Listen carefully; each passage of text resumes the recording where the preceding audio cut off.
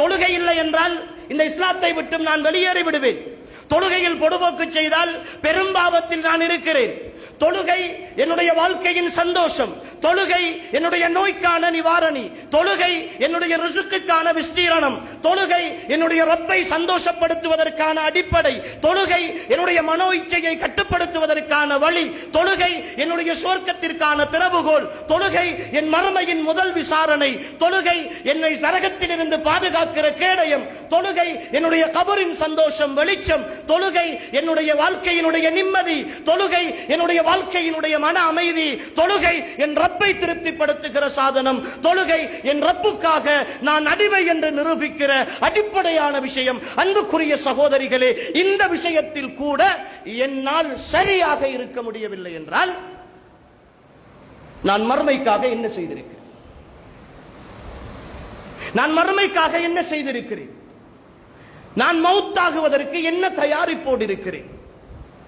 என்னுடைய கபரு, அந்த தனிமையின் வீடு, அந்த இருட்டறை, அந்த மண்ணறை என்னை நெருக்குவதற்கோ அல்லது எனக்காக பார்வையிட்டுகிற தூரம் வரைக்கும் விசாலமாகுவதற்கோ என் தொழுகை அல்லவா முதலில் சீராக இருக்க வேண்டும்.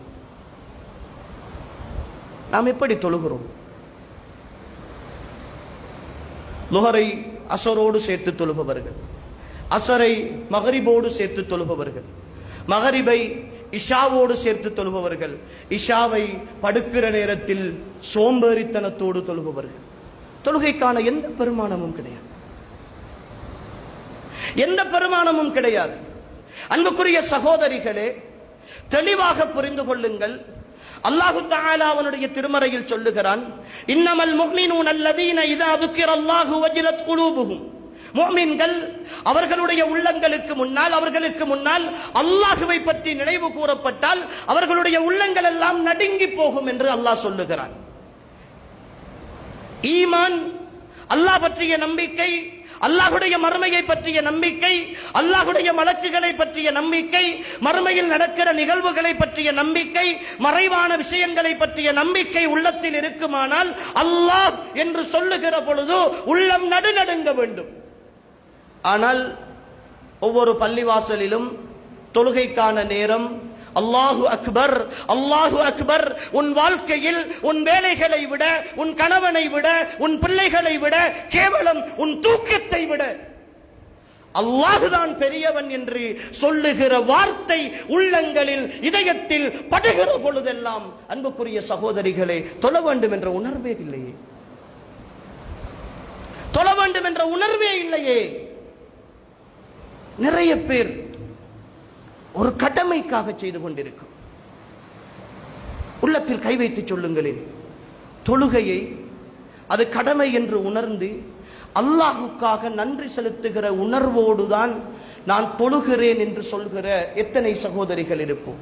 அல்லாஹ்வின் தூதர் ஸல்லல்லாஹு அலைஹி வஸல்லம் பிலால் ரலியல்லாஹு அன்ஹு அவர்களை காணுகிற பொழுதெல்லாம் அரிஹ்னா பிஸ்ஸலாத்தி யா பிலால், அரிஹ்னா பிஸ்ஸலாத்தி யா பிலால், பிலாலே எங்களுக்கு தொழுகையை கொண்டு நிம்மதியை தாருங்கள், மன அமைதியை தாருங்கள் என்று சொல்வார்களே. குர்ரத்து ஐனி பிஸ்ஸலா, என் கண்குளிர்ச்சி தொழுகையிலே தான் இருக்கிறது என்று ரசூல் ஸல்லல்லாஹு அலைஹி வஸல்லம் அவர்கள் சொன்னார்களே. சந்தோஷத்தோடு எத்தனை பேர் சகோதரிகளே தொழுதிருக்கிறோம்? இங்கிருக்கிற சகோதரிகளை பார்த்து நான் ஆரம்பத்திலே சொன்னதை போன்று வாழ்க்கையின் அத்தனை அம்சங்களையும் அல்லாஹ் தான் செய்கிறான் என்று நம்புகிறோமே. ஒரே ஒரு கேள்வியை கேட்கிறேன், என்னுடையதும் உங்களுடையதும் ஈமானை அளவீடு செய்வதற்காக. என்னுடைய பிள்ளைக்கு ஒரு வருத்தம், ஒரு நோய், என் கணவனுக்கு ஒரு நோய். இந்த நோயை விடுபவன் யார்? அல்லாஹ் என்று நம்பி இருக்கிறேன். அந்த நோயை யார் குணப்படுத்த வேண்டும்? அல்லாஹ் தான் குணப்படுத்த வேண்டும். அல்லாஹும்ம ரப்பன் நாஸ் அத்ஹிபில் பஸ் வஷ்ஃபி அன்த ஷாஃபி லா ஷிஃபாஅ இல்லா ஷிஃபாஉக ஷிஃபாஅன் லா யுகாதிரு ஸகமா. அல்லாஹ்வின் தூதர் ஸல்லல்லாஹு அலைஹி வஸல்லம் ஒரு நோயாளிக்காக செய்த பிரார்த்தனை, அல்லாஹும்ம ரப்பன் நாஸ், மனிதர்களுடைய இரட்சகனான அல்லாஹ்வே, அத்ஹிபில் பஸ், இந்த நோயை நீ போக்கி விடு, வஷ்ஃபி, நீ சுகமளித்து விடு, அன்த ஷாஃபி, நீதான் சுகமளிக்க வேண்டும்.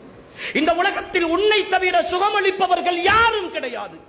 நீ ஒருவனுக்கு ஆரோக்கியம் கிடைக்க கூடாது என்று நாடிவிட்டால் இந்த உலகத்தில் இருக்கிற ஒட்டுமொத்த வைத்திய உலகம் ஒன்று சேர்ந்தாலும் அவனுக்கு சுகம் அளிக்கவே முடியாது. நீ சுகம் அளிக்க வேண்டும் என்று நாடிவிட்டால் இந்த ஒட்டுமொத்த உலகமும் சேர்ந்து அவனுக்கு நோயை ஏற்படுத்த வேண்டும் என்று நினைத்தாலும் முடியாது. இதுதானே நம்பிக்கை.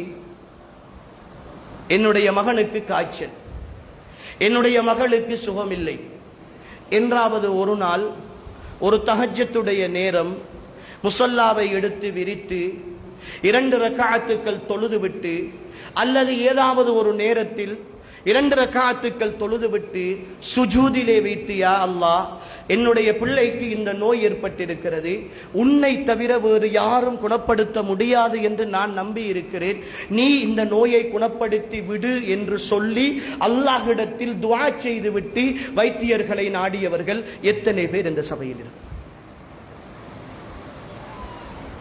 எமது நம்பிக்கை அது ஒரு பக்கம் இருக்கிறது. செயற்பாடுகள் இந்த உலகத்தின் பெரும் பெரும் வைத்தியர்களிடத்தில் லட்சக்கணக்காக செலவழித்து போய்கொண்டிருக்கிறோம், போக வேண்டும். ஆனால் அந்த வைத்தியனால் அல்லாஹ்வுடைய நாட்டம் இல்லாமல் குணப்படுத்த முடியாது என்ற நம்பிக்கை இங்கே இருக்க வேண்டும். பிரார்த்தனையினுடைய வடிவத்தையே இழந்திருக்கிறோமே சகோதரிகளே, பிரார்த்தனையினுடைய வடிவத்தையே இழந்திருக்கிறோமே.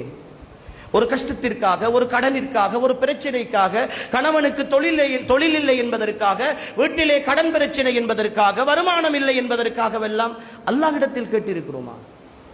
அடுத்தவர்களிடத்தில் பேசிய அளவுக்கு, இன்னொருவரிடத்தில் கடன் கேட்க வேண்டும் என்று நினைத்த அளவுக்கு அல்லாஹ்விடத்தில் கேட்டிருக்கிறோமா? உங்களுடைய ஈமானை கொஞ்சம் அளவீடு செய்ய வேண்டும் உறவுகள்.